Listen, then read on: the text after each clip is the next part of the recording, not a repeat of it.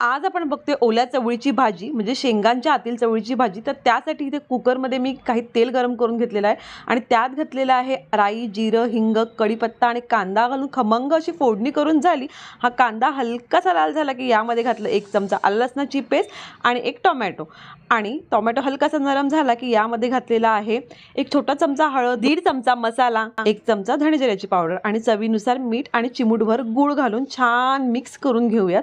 आणि त्यानंतर यामध्ये घालूयात ही चवळी आणि 1 बटाटा ज्याचे मी बारीक तुकडे करून घेतलेले आहेत आणि त्यानंतर यामध्ये घालूयात 2 चमचे शेंगदाण्याचं कूट आणि छान मिक्स करून घेतलं की यामध्ये घालूयात ग्लासभर पाणी आणि कुकरचं झाकण बंद करून आपण मध्यम गॅसवरती 2 शिट्या काढून घेऊयात। तर इथे ओली चवळी म्हणजे शेंगांच्या आतमध्ये असलेली चवळीची दाण्याची भाजी ही खाण्यासाठी तयार आहे।